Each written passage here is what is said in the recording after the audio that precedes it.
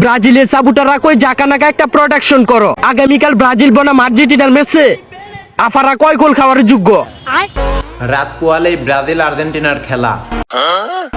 কথা দিলাম, আর্জেন্টিনা যদি ব্রাজিলকে হারাইতে পারে সকালে রোজা ভাঙি ঘুম খাবো।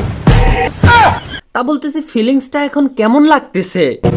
বামে বিলি ডাইনি রাফিনা, মাঝখানে রদ্রিগো, রাইট ব্যাকে ওয়েসলি, নিয়ে আফারা খেলা সামলা।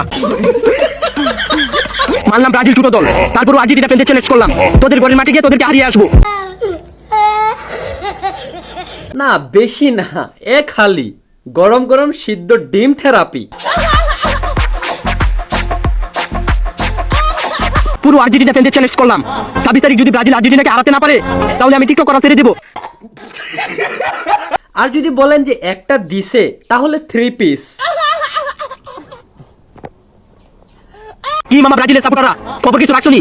খেলা তো 26 তারিখ সকাল 6:45 ব্রাজিল বনাম আর্জেন্টিনা। ব্রাজিলের সাপোর্টাররা রেডি আছো তো আর্জেন্টিনাকে 3 পিস দেওয়ার জন্য? তা বলছি খালি গরম সিদ্ধ ডিম কেমন লাগছে?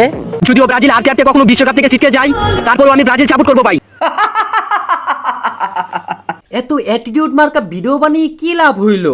ব্রাজিল এই নামটা শুনলে হার্টবিট কেঁপে ওঠে, আর কিছু পাবলিক বলে এই দলটা নাকি হারাইবো। আসলে ভাই তুই পিনিকে আসস। আসলে ব্রেন বলতে কিচ্ছু নাই, সমস্ত ব্রেন তো হাসার নিচে নাইমা পড়ছে, তাই এরকম হাবলা মার্কা অ্যাটিটিউড মার্কা ভিডিও বানায়। আর এখন কি অবস্থা, ফিলিংস কেমন লাগতেছে? ব্রাজিল সাপোর্ট করি, পাওয়ারই অন্যরকম। মাত্র 4 খান খাইছি, বিশ্বকাপে জার্মানির হাতে 7 খান খাওয়া লজ্জা হলো না, আর এত সামান্য 4 খান। কথায় আছে না, দাদার ছিল অনেক আর বাবার ছিল অল্প, আর আপনাদের মতো ব্রাজিল ফ্যানদের হাওয়া ভরা গল্প।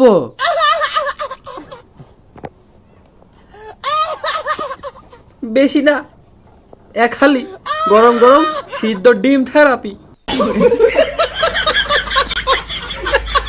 আমরা ব্রাজিল সাপোর্টার, আমাদের কোনো লজ্জা শরম নাই।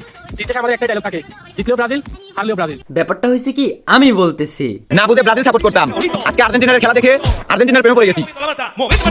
যাওগা খেলায় হারজিত থাকবে, এটাই স্বাভাবিক। তা নিয়ে আপনারা আর আমার মধ্যে দ্বন্দ্ব করার কোনো প্রয়োজন নাই। বাট আপনারা যে ধরনের অ্যাটিটিউড মার্কা ভিডিও বানান সেটার পরিপ্রেক্ষিতে যদি 2-4 লাইন বলা হয় তাহলে তখন আপনাদের কি খারাপ লাগে? তাই বলবো, মাঠে আগে খেলা দেখেন, কে কিরকম খেলতেছে, কে ভালো করতেছে, তারপর কথা বলবেন। আর বিষয়টা এরকম না যে আপনি আমাকে পছাইলে বা আমি আপনাকে পছাইলে আপনাকে কেউ টাকা দিচ্ছে বা 1 কোটি টাকা দিচ্ছে, এরকম কিছুই না। সো এসব নিয়ে আপনারা আর আমার মধ্যে দ্বন্দ্ব করার কোনো প্রয়োজন নাই। খেলায় হারজিত থাকবে, ইটস নর্মাল। তাই বলবো, পাকনামি করে আগে এত কিছু বলবেন না যেটা বিপরীতে অন্য কিছু হয়ে যায় এবং কি মাথা নত করতে হয়।